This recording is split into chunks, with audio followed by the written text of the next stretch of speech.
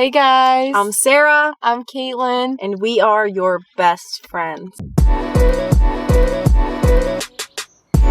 high like the birds and the bees. 5 ways TikTok is grooming you. The definition of grooming is the act of attempting to gain the trust of a minor with the intention of having a sexual relationship with him or her. And obviously, we're not talking about the app itself. The literal digital app is not intentionally trying to have a sexual relationship with you, but because this app is in the hands of worldly people, which we're going to talk about, it is grooming us on this app, and we're going to go into that. I want to just throw a little disclaimer in there. This isn't pointing fingers judgmental video. We're going to talk about what it means to post controversial dances or wear inappropriate outfits on TikTok or post things to kind of look good and get attention. If you've done those things or you actively have a TikTok like that, this video is for you. This isn't for the people who are automatically on our side to just give them more ammo to like go ham and fight with you. Like, this video is actually just to set you free, to open your eyes and to get you to think and question what this world is feeding you, because it's not feeding you the way to have a good life and a good eternity. This is definitely not a condemning video. If you have a TikTok, spend a lot of time on TikTok, this video is actually specifically to help you. We want you to have a good long life, and we need to tell you that what you're posting on TikTok and even what you're consuming, it is going to have an impact on us for the rest of our lives. The spirit of this world, like the people who are getting famous for showing their bodies and doing these things, that's the spirit of the world. It sells its soul in order to get more known. It wants you to think that being on a little app, posting a video, doing what you got to do to get views means nothing. Yep. And it really means everything. And it doesn't want you to know that. It's not like they try to convince you it's good. It's just, it's not a big deal. With that, please subscribe to our channel. Join our friend group. We are so excited. We love each and every one of you. With that, let's get into number 1. Okay. The first way that TikTok is grooming you has to do with what you are consuming when you're on the platform that you're probably just skipping over or that you just laugh and think it's funny, but it's actually not normal how much inappropriate, very sexually vulgar jokes, stories, content is on TikTok that is now just considered normal or funny to laugh about. But yet when you're on the app, constantly thoughts, ideas, images about sex are being planted in your brain. I'll give you a practical example. Yesterday, I was doing research for what videos we were going to do next. I was brainstorming and I'm on TikTok, and this girl, once again, we're not condemning the girl. This is just what the world tries to get us to do. She just posts this quote unquote funny TikTok about how her boyfriend is a gentleman, but then in the bed he's like, and she says something just really nasty. Okay, I'm not gonna say it. There's over 1 million views. Everyone's commenting, oh my gosh, this is so funny. It's always like that. It's an 8-second video, and it's something that you just scroll over, and it's just, that's what's on TikTok. Guess what, guys? That's basically an ad for porn. That's basically what's the word when it's like something that's like preliminary, like it's hooking you. Tease? Yeah, it's so sad because even for us grown women, I'm trying to control my sexual desires as an adult, and I'm trying to control my lustful thoughts. And here is this platform that is planting sexual thoughts in my mind every 3 videos I'm scrolling on it. I can't even imagine how it is for young kids who have never heard about this, but now they think it's normal to hear about these dirty words. Even older adults who are just constantly being forced back to think about sex all the time because this content on there is supposedly like normal and funny. We've seen it with all the apps that have ever come out, like Vine, TikTok, MySpace, Twitter. What is the other one? Tumblr. We all know this. For some reason, the sexual stuff always takes a world of its own on every single app. And on TikTok especially, the crazy thing is it doesn't even have to hide anymore in its own corner. What's extremely popular, and this is a big part of this video, is the fact that you wear less clothes and you dance, or you just wear less clothes. Like, we're literally talking to the girls who appear to be cool and aesthetic, and they're barely wearing clothes. It's so normal to see somebody in a sports bra and shorts and do a dance or something. Even men in my life, I know they don't want to be on that app anymore, because not every man is wanting to be turned on all the time and then have these lustful thoughts take them captive. And so they can't even play around with this app anymore, because whether you know it or not, it is subconsciously everything that you absorb goes into your mind, and then we have dreams about certain things, and then we have desires, and we don't even know where this desire came from. It is being absorbed all of the time, and we want to put some weight to that, so you know none of what you see is meaningless. It all adds up into the life that we're building. The number 2 way that TikTok is grooming us by being on this app is to be well known on TikTok or any social media app nowadays. You have to be the best. And to be the best, you have to stand out. And to stand out nowadays means less close, means more vulgarness, means sharing more TMI things than the next person. It's basically exposing you to where you have to sell so much of yourself. And it's tough because it's literally making us think that this is normal. But here's normal over here, and we're far out there in this day and age, in this culture. It's not normal to show your belly on social media where millions of random men and women of all ages can be watching you. That's not normal. And it's not normal to put that out there to in return get views. That's not normal, but it is seeming like it's normal nowadays. So it's kind of difficult because I know the argument is, well, if everybody's barely wearing clothes, then I'm not even standing out anymore. Like, it's not that inappropriate anymore if this is the new threshold.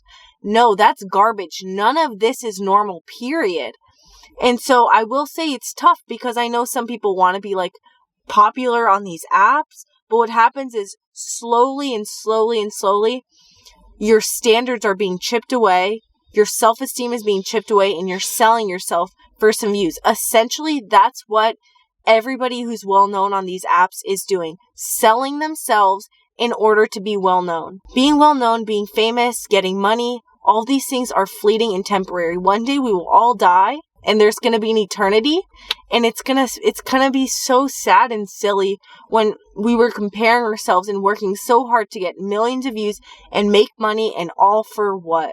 Nobody's saying to us, what is this all for? Number 3 way that TikTok is grooming you is it makes you feel like you are missing out or puts a lot of pressure on you to just do what everyone else is doing. And as a result, you're posting these controversial things. You're talking about sex more. You're doing these dancing that Sarah's mentioning. You're being taught literally to sell your soul, as Sarah says. And I want to point out this pressure and this missing out thing because when we talk, we've mentioned this before on this channel, but when we talk about peer pressure, that term sounds so kind of lame when someone says like it's peer pressure because you always picture people coming up to you and saying, hey, do this. Why don't you post TikToks like this? Peer pressure is literally just a pressure and a weight that comes from any source where everybody else is doing something. So you could feel like you're not getting as much followers on TikTok as you could, or you're not being as popular at school as you could simply because you're not choosing to participate in dressing a certain way to get views or doing certain dances to get views.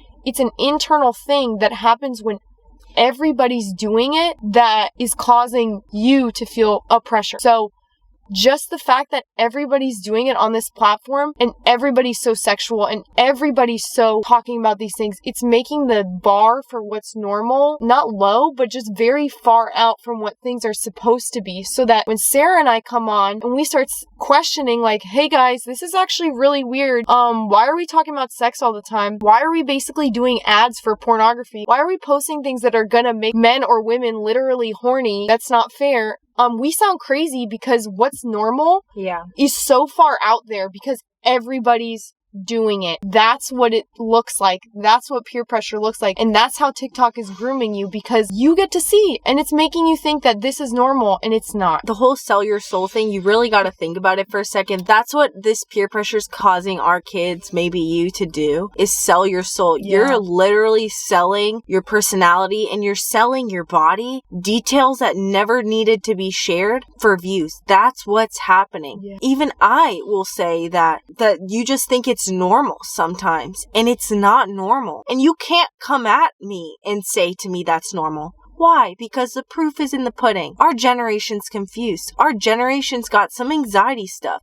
They're depressed. If everybody was perfect in America and all these kids were doing so great and suicide was so down, maybe you could question this video. Maybe you could question our other videos, but you can't. No. Because our kids are being led to basically be so confused and sell themselves. Yeah. And we should just be having fun and be pure and have hangouts in real life. And instead we got kids hunkered up in their rooms making dances half naked and their parents don't even know. And none of this video is judgmental. Kaitlyn and I, we've been there, we'll be there sometimes, and then check ourselves. This is the journey of life that we do together. That's why none of our videos are pointing a finger without ever giving you a solution. These are life-giving videos just meant to show you look, maybe there is a reason why you're not feeling so great. Yeah. Maybe there is a reason why you're so confused and struggling.